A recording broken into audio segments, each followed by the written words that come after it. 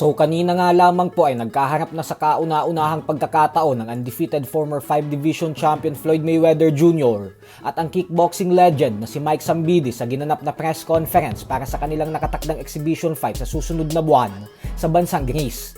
At sa kanilang paghaharap ay naging marespeto ang dalawa sa isa't isa, kung saan sinabi ni Mayweather na gusto niya daw ang mentalidad ni Zambidis na naniniwala itong mananalo laban sa kanya.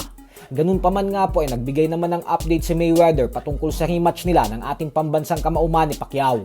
Ayon kay Mayweather ay ang dami daw kasing nagbabago ngayon sa mundo ng boxing. Pero naniniwala umano siya na sa susunod na 2 araw ay maaayos na ng tuluyan ng Netflix ang gusot sa rematch nila ni Pacquiao. Pero ganun pa man ay hindi naman sumagot ng maayos si Mayweather nang matanong ito kung exhibition o tunay ang magiging laban.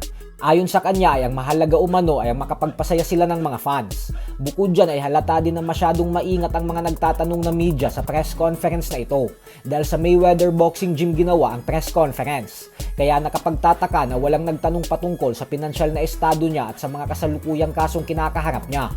Ganun pa man ay sinabi naman ni Mayweather na ang mahalaga umano para sa kanya ay pinag-uusapan pa rin siya mapanegatibo man niya na bagay kasi mas lalo umanong nagiging maingay ang pangalan niya.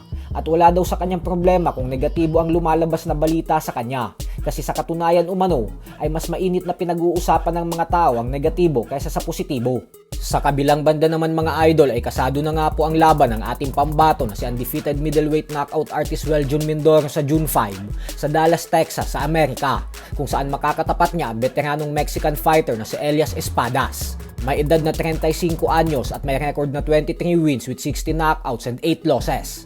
At dahil may 8 talo na ito kumpara sa kartada ni Mindoro na 16 wins with 60 knockouts at walang talo, kaya naman asahan po natin na lalabas bilang heavy underdog ang Meksikano kay Mindoro dahil wala talagang maniniwala na may pag-asa itong manalo sa ating kababayan.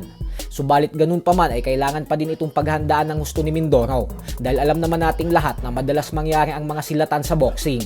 Kagaya na lamang kay Raymart Gaballo na tinalo ng heavy underdog na si Ken Buntorres via first round knockout dati na siyang dahilan kung bakit ang abot kamay na world title fight ni Gaballo ay biglang naglaho gawa ng lumagapak siya sa rankings. Samantala umaapaw naman nga po ang kumpiyansa ng head trainer ni Jesse Bam Rodriguez na si Robert Garcia na kapag nangyari ang mega showdown sa pagitan ni Rodriguez at ng Japanese monster na Oya Inoue ay maipapatikim nila kay Inoue ang kauna-unahang talo nito sa kanyang buong professional boxing career. Ayon kay Garcia ay walang duda daw kasi na kay Rodriguez ang lahat ng talento at mga sangkap upang tibagin ang binansagang halimaw ng Japan. Subalit sa ngayon umano ay hindi muna nila iniisip si Inoue dahil nakatuon ang kanilang atensyon sa paparating na world title fight nila sa susunod na buwan kontra sa current WBA bantamweight champion Antonio Vargas. Kapag nanalo si Rodriguez dito ay magiging isang ganap na 3 division champion na siya.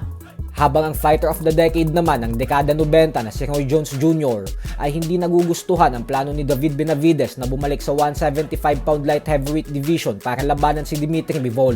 Ayon kay Roy Jones ay habang nasa kalakasan pa daw kasi si Benavidez ay wag na daw dapat itong mag-aksaya ng panahon at bagkus dumirekta na umano ito sa heavyweight world champion na si Alexander Usyk. Ito na umano kasi ang pinakamalaking hamon para kay Benavidez. So hanggang dito na lang po muna tayo mga idol.